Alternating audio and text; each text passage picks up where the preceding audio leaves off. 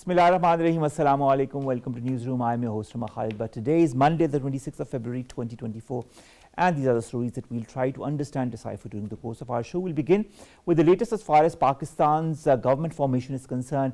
We've gotten two provincial governments where the chief ministers have now been formally elected. From Punjab, Maryamnawaz, who's been elected with 220 votes, a huge majority. And of course, she not only becomes the chief minister of Punjab, but the first female chief minister of a region in Pakistan. The second chief minister in Pakistan is, of course, muradalishah, who has become the Sindh chief minister for the third time. He secured 112 votes out of 148 that were the total votes that were cast. A lot of responsibility is on the shoulders of these two persons under the current geopolitical and geostrategic situations that the country is going through. And of course, a lot of promises have been made by both these chief ministers also when they addressed their auspicious assemblies once they had been elected. Maryamnawaz has also taken oath by, of course, the governor of Punjab in another auspicious ceremony. This and more we'll be discussing as far as the role of Punjab and Sindh is concerned, how both these chief ministers now need to move forward, because a lot of promises have been made, and we'll be talking about those different promises that were made in this first segment. Our second segment, ladies and gentlemen, concerns India and of course how internet is being gagged as well as communication, not since now but since the last couple of years. Whenever the Modi government feels that the truth is coming out or the people are trying to voice their due concerns, whether it be in Maharashtra, whether it be in other regions, whether it be around New Delhi for this farmer strike that has been going on. Apparently there's going to be an internet clampdown till the 24th of February because of this very reason. At the same time, the social media platform X has also said that it has taken down certain accounts on the request of the Indian government. Although these restrictions will be just applied for India, outside the people will be able to access these accounts, and these accounts are also related to the farmers' protests. This and more will be discussed in our second story. Then we are going to talk about the nationwide anti-polio campaign that has kicked off in Khyber Pakhtunkhwa. This campaign has started formally aiming to vaccinate over 45.8 million children under the age of 5. We all know about the crippling disease that polio is and how important it is for all children below the age of 5 to get these polio drops in order to prevent themselves from this crippling disease. Then we are going to talk about the SAG awards that happened in the United States over the weekend, where a number of awards that came out were predictable because they had the same people had gotten awards in the Critics Award, in the Golden Globe Awards, but there was some differences from the other awards in the fact that Pedro Pascal got the award for one of the best actor in a TV series, as well as some others. But apart from these notable exceptions, most of the awards were the same as the other: Oppenheimer or The Bear or Succession. So this and more is also going to be discussed in our last story. Let's begin with our first, and that concerns the elections in Pakistan and the post-election scenario. Now that we have seen that there have been two chief ministers in two provinces in Pakistan who've now been elected. One has also taken oath from the governor, and that is Maryamnawaz, the first female chief minister of Pakistan, and the other is muradalishah, who becomes Sindh's chief minister for the third time. We've been joined in the studios to discuss about that by Agha Iqrar Haroon. He's a senior analyst and he joins us after quite a bit of a hiatus. So Agha Sahab, thank you very much to have joined us. Before we go to you, we have two reporters who've joined us from Lahore and from Karachi respectively. Let's ask their opinions first of all. Ali Zamran Danish from Lahore, thank you very much to have joined us. I was seeing that you were posting in the different groups about the whole election process of Maryamnawaz and then her oath-taking ceremony. How was the whole process? Yes, well, the process went without incident and was done very smoothly. More or less the entire process of electing the Chief Minister of Punjab began before 12 p.m. and it was done without incident. The procedure was laid out by the Punjab Assembly Secretariat, Amir Habib. The session took place under the speakership of Punjab Assembly Speaker Muhammad Ali Khan, and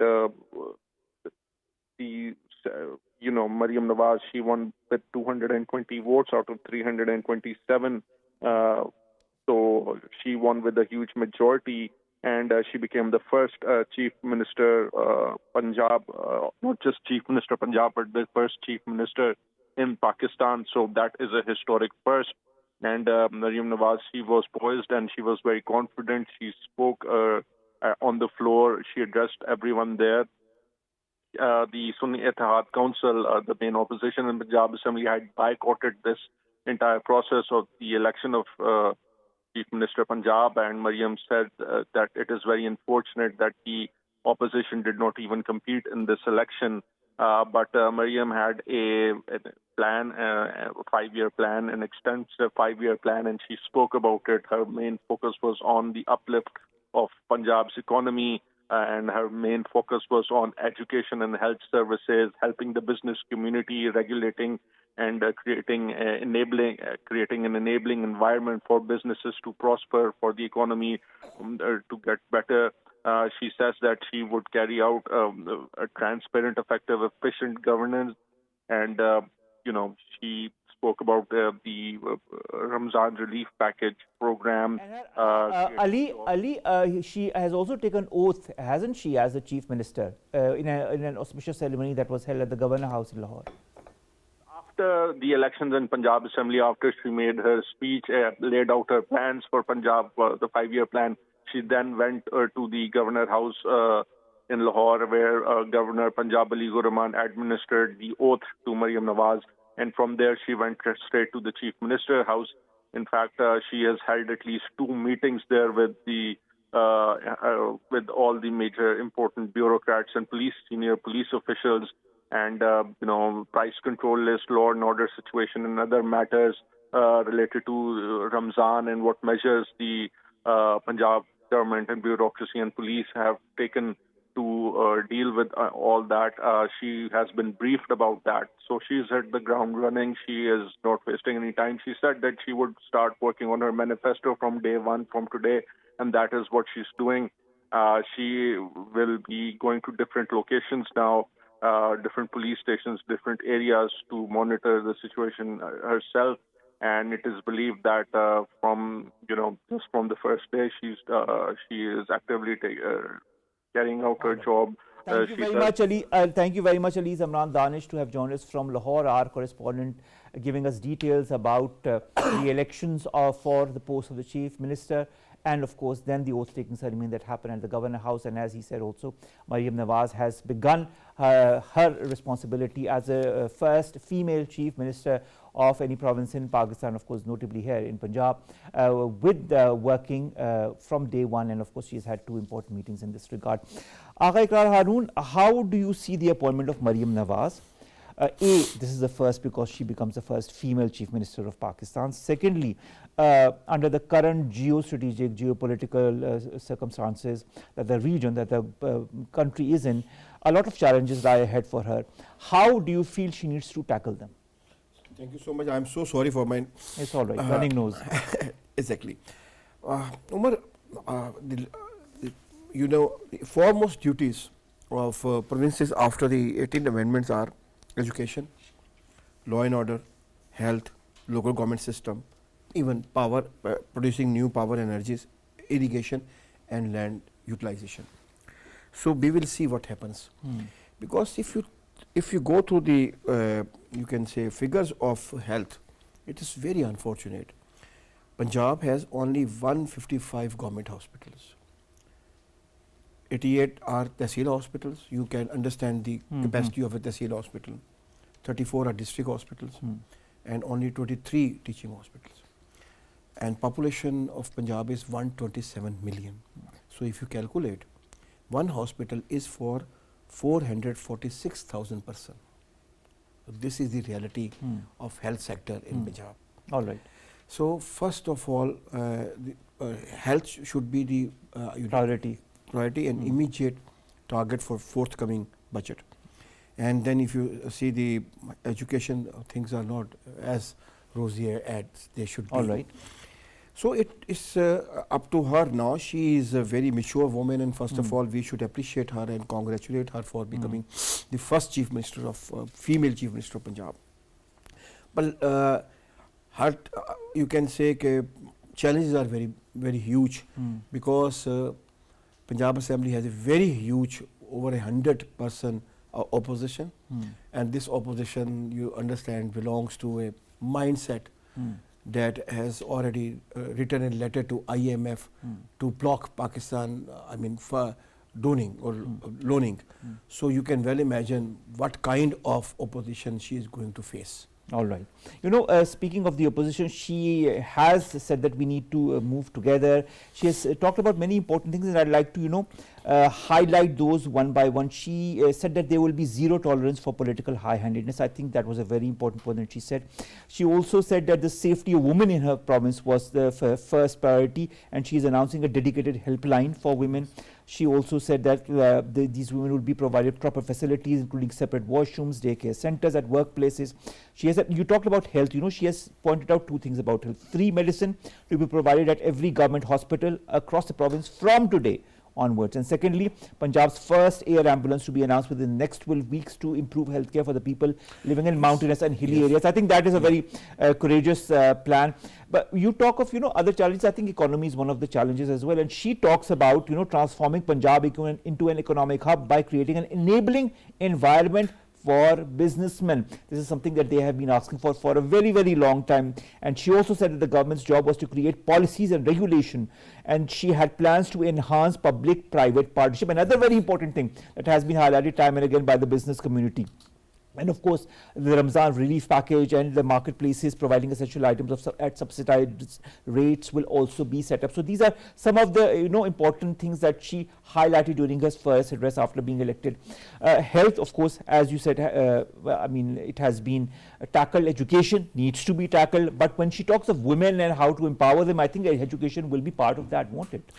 I agree. You remember there was a series of women police stations in Punjab. So what is the status of these women police stations of Punjab now, today? We should look into that. And you are absolutely right.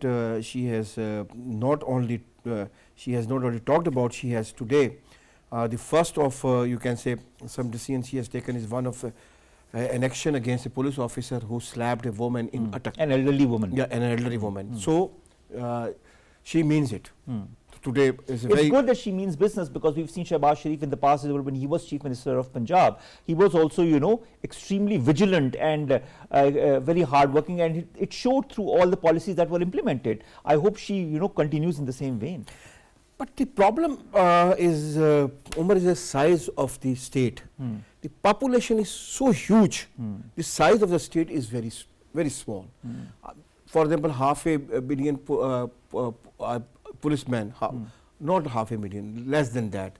They are managing or manning a province of 127 million people. It is impossible to look after everything effectively because your population is so big and your resources for the, you can say, for state are so meager. State is not hiring people for the last almost 7 years. And whatever the state is doing, state is buying SUVs cars. I mean, you can say 2 crore, 3 crore per vehicle. That needs to change, but I hope that will be one of the changes that she will bring, reforms. Exactly. So now I'm coming to the point. Instead of spending money on infrastructure development, money should be spent on the human resource development. All right. I mean, the hiring of more people in judiciary, hiring more people in police and health and education, because we cannot run Pakistan with such a situation where there is only overall Pakistan, including all the police, the army, the rangers and paramilitary forces. We have only 1.3 million people to man this country of more than 250 million people. So we need to, of course, we need to have more, people in different. How can you control law and order? Organizations. How can you, and then if you come practically to the, you can say, investigation side, is not weak. They are very. I can assure you, there are many very hard working people working over there in investigative side. But investigation size is very small, very small, almost not existing. So these are the realities which she has to and face. One thing, Agha Sahab, you talked about the opposition, and that was also something that was highlighted. Before we go to that, I have my reporter from Karachi who is here. Ali Asghar Arbab joins us from Karachi. Ali, thank you very much to have joined us. So of course, Murad Shah Sahab is our Chief Minister Sindh for the third consecutive time with 112 votes. Give us a little bit of detail on how the whole process went along, and what were the main points that were highlighted by the newly elected Chief Minister once he got his vote tally. Yeah, of course. Today, the election for the Chief Minister is conducted in Sindh Assembly building under the speakership of Mr. Awais Shah, and in which the election was conducted, and member of Sindh Assembly who were also supported the Chief Ministers in the procedure which is as per rules of the Sindh Assembly. So, the Chief Minister of Sindh has got 112 votes, while his opponent, who was belonging to MQM Pakistan, Ali Khurshidi, he got 36 votes. So today, the Muradalishah, who got support from the Pakistan People's Party, and he is elected as the Chief Minister of Sindh. All right. And during the sessions, the Speaker and other members congratulated him. So I will tell you that the Chief Minister Muradalishah is serving third time as the Chief Minister of Sindh. So the whole process conducted, you know that yesterday the Speaker and Deputy Speaker election conducted. So the procedure for the election is now completed, and of all right, and but it has been a very smooth procedure, as you yourself have enunciated, and I think it is a very healthy sign as far as how the different governments are going to move forward. The other two provincial governments also that are going to elect their chief ministers shortly on Wednesday, if I'm not wrong. And of course, then we are also going to have a National Assembly, and we're going to see who the next Prime Minister of Pakistan is going to be. Agha Iqrar Sahab, the role of the opposition, you mentioned that the opposition had walked out of this Punjab Assembly, and then they had very harsh statements to say. They were protesting outside. But both Maryamnawaz as well as Murad Shah Sahab have highlighted the importance of working along with the opposition. I'd like to quote what Maryamnawaz said. She said, "I want to give a message to the opposition. The door of my chambers and heart will always remain open for them as they are for my party members."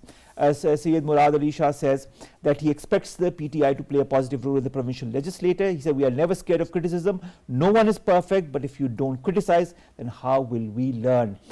We see a very positive sign from both the chief ministers as far as working with the opposition is concerned. The question is, will the opposition work with them? Yes, this is a question. Because, treasury benches are always very calm, and they work very soberly. It is up to the opposition. And in Pakistan, opposition had been very, you can say, hawk. But that was a different kind of opposition, because they at least believed in a parliamentarian system. Unfortunately, I take the responsibility of these words. Unfortunately, PTI does not believe, does not like, does not appreciate parliamentarian system. They are, you can say, they are psychologically influenced by the presidential form of government, and that was the reason they always abused parliamentarian system. While sitting, you remember in the National Assembly, whenever PTI had been in opposition, they always left the house. They had never ever been sitting over there in opposition benches, because they don't believe in that. They believe, okay, parliament system can be accepted if we are in power. So the same thing trickled down to everywhere. I mean, in Punjab, look, this is March, April, May, June. March is just coming. April, May, June would be, you can say, a calm 3 months. When there would be a budget in Punjab Assembly, that would be the time we will see how much sanity prevails among parliamentarians. All right. This is my personal opinion. And if you talk about the statements of Maryamnawaz Sahiba and Muradalishah Sahab, these are for me is a cyclo-style statements. You can find all these statements 10 years ago, 20 years ago, or even 30 years ago in the first speech of any chief minister. For the any chief minister. So this is cyclo-styled. Right. Nothing new for me, but they mean it. Okay. Still, the parliamentarian system is working, and there is a group of mature politicians who still believe that parliamentarian system can weigh out and can accommodate opposition also. It's up to the opposition now. All right. Now, Agha Iqrar Sahab, Maryamnawaz enters the political frame. He handles a post for the very first time in Pakistan's government. She said, and I quote, paying tribute to her father, Mian Nawaz Sharif, she said, he handheld her from the general elections to the position she was in today. She said, from the day I was nominated as the Punjab Chief Minister, Nawaz Sharif chalked out a 5-year plan for the province and gave me valuable advice every day. Whether it be Nawaz Sharif, whether it be Shahbaz Sharif, they have huge experience, a huge backlog of experience of how to deal with different situations and how to govern. Do you feel that the advice will be helpful for Maryamnawaz in his first tenure as the Chief Minister of Punjab? Definitely, and since I cover Mian Nawaz Sharif since 1988, I know he will ask her daughter, who is also the Chief Minister, to come down every day and tell me what you have done yesterday. He is a very, very straightforward, tough master, but he is very humble also. This humbleness of Mian Nawaz Sharif had been very useful while he had a very hawkish opposition. I mean, in Punjab Assembly, then in National Assembly thrice. Okay. It is up to now the daughter.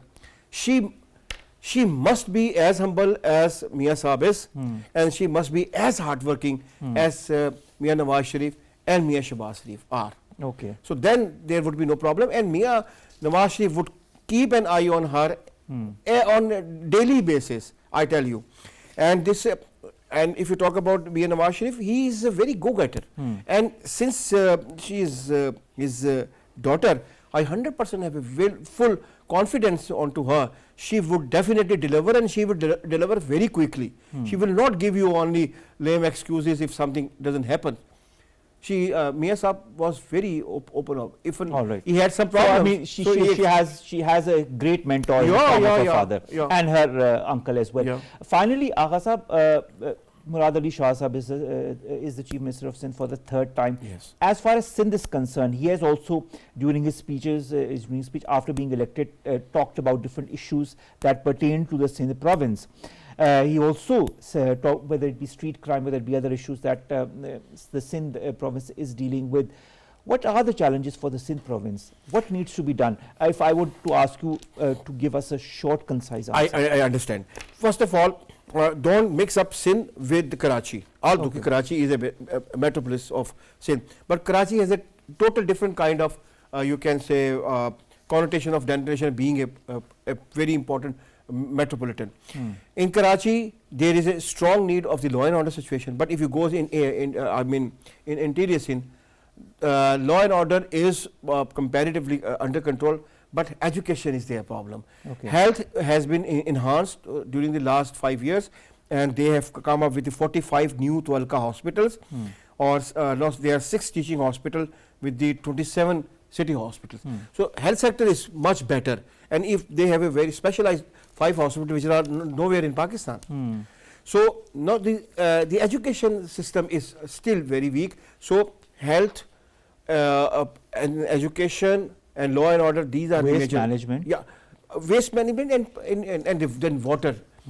You know, there is a problem. This Indus water is mixing with the outflowing water of Arabian Sea, and almost 100 miles land is basically it's waterlogged because of the high salts. So these are the challenges. But Muradalishah is very, I mean, you can say, experienced Prime Minister. This is the third time. Of course, Chief Minister, not Prime Chief Minister. Minister, sorry. Yeah. I'm so of sorry. course, a lot of responsibilities, challenges lie ahead for these two, and we wish them all the very best. We will see what happens in the other two provinces, and of course, who becomes the next Prime Minister of Pakistan is also a huge question that many people have, including yourself and myself. Thank you very much, Agha, Iqrar, Haroon Sahab, to have joined us in the studios to talk about Punjab and Sindh. And of course, we'll be asking you to join us as far as the other provinces, and of course, questions regarding Pakistani politics are concerned. Thank you very much to have joined us. Let's come to our second story, ladies and gentlemen, and that concerns India, and of course the issues that are prevalent as far as India is concerned, and the internet and communication systems shutdowns in India that have been happening whenever there is a human rights violation that happens. This is a matter of concern for the whole world, and that has been highlighted time and again through different NGOs and through different organizations. The atrocities of minorities and internet shutdowns have more or less become a common practice under the Modi government. Whenever the Modi government's performance and atrocities are raised, internet is immediately shut down. It is of course also aimed at distorting facts and suppressing the voice of the oppressed. As far as Surfshark's 2023 report is concerned, India ranks second in global internet shutdowns. Between January 2023 and June of 2023, internet was shut down in India 9 times. Also, according to the Software Freedom Law Center, between the years 2012 and 2023, internet was shut down 422 times in Indian illegally occupied Jammu and Kashmir, 97 times in Rajasthan, and 32 times in Uttar Pradesh, also Manipur, where the internet services were suspended for 83 days during the riots that happened between the two communities. We've been joined by Dr. Amna, Mahmood, senior analyst in the studios. She joins us also after quite a long hiatus. Thank you very much, Dr. Saiba, to have joined. I have to say that you have been more. I was expecting the same. You will point out. Actually, I was busy somewhere else. I understand. I understand. Dr. Saiba, thank you very much to have given us the time and to have come all the way to the studios. India's worst crimes, whether it be against minorities, whether it be Muslims, Sikhs, Dalits, Christians, there's a huge list of it, and we have discussed in many shows in the past as well. And now, of course, whenever anything happens as far as the minorities are concerned, they shut down the internet or communication outlets so that the information doesn't go out. And we've seen so many things times this happening in illegally occupied Jammu and Kashmir. What I want to understand is why, apart from certain 3-4 statements, there isn't much that comes out whenever such a communication blackout happens. Why is the world more or less silent, or is it because India is following more or less what Israel is following as far as Palestine is concerned, or is there something else? Omar, you have seen that India has become more ally of United States and its allies, as previously the only status was enjoying by the Israel. So you see that in G20 conference, when all of them were here, they just raised a little voice on Manipur incidences which were actually happening to the Christian minority, not only the Muslim minority, but actually India is violating its Article 14, 15 and 16 that deals with the rights of minorities, that they are the equal citizens of India and they would not be discriminated in any field. But practically the whole world is looking that should be maybe a bargaining point when they want to have certain leverage with India. They just raise the points, and when their concerns they get what they want. Yeah, and you know, the India is having a very hawkish attitude towards even their friends. You see that when there was concern raised by Canadian governments and then later American governments, they were not responding to the extent that we do when we were their most allied allies. So it means that India is more concerned about what they are doing, and they are actually camouflaging behind the businesses, behind the trade deals and their commercial relations with these nations, and now the strategic and security relations they have, because they are using India to encircle China, the purpose that Pakistan cannot serve being the best friend of China. So they are using India, and India is in return asking indemnity whatever they are doing and that is what they are with their minorities. Right. Or do you feel these communication shutdowns or these internet clampdowns serve their purpose whenever they happen? Because just this number is staggering as far as Indian held Kashmir is concerned, or Rajasthan is concerned, or Manipur is concerned, and so many other states wherever there is some kind of a friction that happens, the latest of course being the farmers' strike. Partially it is right that having crackdown on internet and all these sources, X, Twitter, etc. Partially it is right that communication is blocked for some time, but there are a number of other means. You cannot block WhatsApp, and people are having groups in WhatsApp, and they forward their messages, which are ultimately known to the outside world.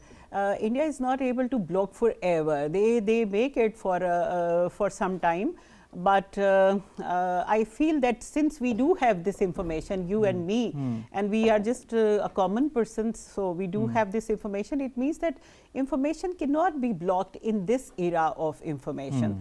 Because there are other sources. People travel from India to rest of the world, people travel inside India from rest of the world, so they communicate these things. And it's very hard to block information right now. Even the Indians, most of the Indians, they don't agree with, especially the people having secular background, their mindset, especially the intellectuals like Arundhati Verma, etc. There are a number of Arundhati Roy and number of others. They don't agree, and since they are intellectuals, their writings, their public speaking represent their point of view, and that is seconded by the people. That's why they are being given tough time in India right now. You talk about the same voices and those who have some kind of a secular background or want to portray this secular mindset, and of course their voices are being clamped. What about what is happening in India, illegally occupied Jammu and Kashmir? It goes beyond secularism. It is their main right to self-determination that is being clamped since decades. And whenever they continue with their atrocities in the held valley, there is communications blackout or internet shutdown, so that people cannot post videos or take out pictures and post them to different social media platforms. There is not just one. All the social media platforms are blocked because of this internet clampdown. But as you yourself said, that you cannot restrict the information anyway whatsoever. It does come out one way or the other. Yes. Is at the end of the day, do these internet blackouts or communication blackouts serve their purpose? Presently they are having this opportunity to deal whatever they do. They think that they would do, and nobody would be knowing that, and they will buy time to complete their agendas, and when it would be completed, then they would say that now it is done, and so this is time barred, and people are happy and satisfied with that. But actually it is not. Media blackout and information blackout cannot stop people's sentiment. Rather, they feel more oppressed, and whenever people are more oppressed, that would be counterproductive. You see the Indian election results. 4 states were last year. 4 states were having their and 2 states were lost by Indian National Congress, but 2 were won. Chhattisgarh and one other was lost, and Karnataka and Telangana was one. And Indian central regime, that is Modi regime, that is it is having their provincial government, means the state government, only in 12 states, and rest are with the opposition. And in 4 other states they are having coalition government. It shows that only 16 states of India are under the control of Modi government, and they are losing it one by one.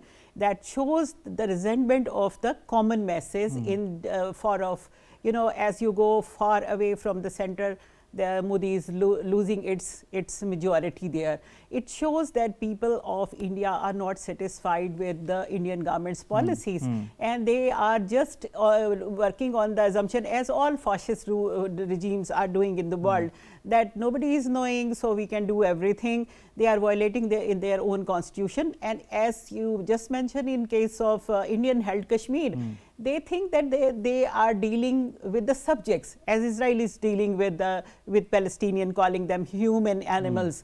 They are dealing in the same way, and they have learned all the measures and all the tools and techniques and strategies which Israel was applying to their occupied land, now they are applying to Kashmiris, and they think that apparent prosperity and apparent businesses, behind that they can hide themselves, but the people, as they are being dealt, their properties are confiscated, their human rights are violated, rapes, and pushing back to incarcerations wall. and Yes, whatnot. yes, intimidation against the people. That is not actually tolerable for any nation. You will human nature is like a spring. You will stress and it would come out with to every action there is an equal and opposite reaction as well, and that is for the human nature equally good. Dr. Amna, I'd also like to understand, a lot of people within India say that this is a block on freedom of expression, a country that calls itself, and I would like to quote Narendra Modi here, a pluralistic country, the world's largest democracy. Do you feel these two tags can still be attributed to India? Actually, Mr. Modi he has done his masters in political science, so he is knowing that these terms are attractive for the West. So he used these terms to buy the support of the West, but actually these terms are totally different from actual connotation in which they are used. Pluralistic doesn't mean that you are having galaxy of different ethnic identities. It means that all these ethnic identities are given equal opportunity and equal rights. But you see that if you see the landscape of India, employment, education, equal wages, they are denied to the minorities. And so much so that high positions are only restricted for upper caste Hindus, not even for the Dalits and downtrodden Hindu who are actually part of the total Hindu majority. The Hindu majority is actually because of the lower caste Hindus, but they are also discriminated. So if you see that they can discriminate their own Hindus, then what to talk about Christians, Muslims, Parsis and other minorities. That is total hypocrisy. But the West is totally buying into this hypocrisy, isn't it? I think that West is knowing everything, but they are the capitalist, and capitalists always think in terms of profit. Mercantilism, and now there is a new term coming in IR, that is new mercantilism. And what is that? That is actually that you don't have to move from one place to another as they used to do during the colonial period. You are sitting here having cyber deals, neo-mercantilism, you trade through internet sources, that is e-commerce. E-commerce is neo-mercantilism, but you buy from where you have your interest. And actually it was that mercantilism that you buy from where you get the cheapest, but now they buy from where they get their interest. Exactly, and this is what is happening as far as India is concerned. Now, yes, let's come to the farmers' protest that is going on, and more than 10 days have passed since the farmers' protest began. On the 13th of February 2024, of course, the Modi government maintains its stance and in shutting down the internet, and in different areas of Punjab, it has suspended more than 177 social media accounts, has also asked Twitter or X to suspend some of those accounts, and which are not available in India, but outside they are. The special powers have also been invoked under the Telegraph Act of 1885 to deal with the farmers' protests as talks failed to address their demands. But all of these clampdowns, shutdowns, communications blackouts, do you feel this is going to suppress the voice of the farmers community this time, because this is the second time that they have come to protest, because the last time they were promised things and those promises were not adhered to? Rights that a lot of communities in India are asking for, can they be somehow whisked away under the carpet through communication blackouts? Omar, that this farmer protest is mainly led by the Punjabis, and Punjabis are like us, they don't submit. And moreover, India's greenhouse was Punjab, that was pre-partition, including our own land. But they are not being paid accordingly, and Modi is especially against them because they are still asking for internal autonomy. First they were asking for internal autonomy, and now they are asking for Khalistan. So Modi wanted to suppress them, to teach them the lesson that they should not come out of. Rather, the way I just mentioned, that human nature is like a spring. So more they are oppressing them, they are coming. And number of suicides, number of protests, And then because they are spending money, investing money for a farmer, John Locke said that it is land is the property of the farmer, and that is his industry as well, because there you invest and you get crops, and certainly you want to sell it in the market on profit. But Indian government is not doing that. They allocate the price which is even less than their cost, and it's very difficult for them to run their own businesses or household and kitchen.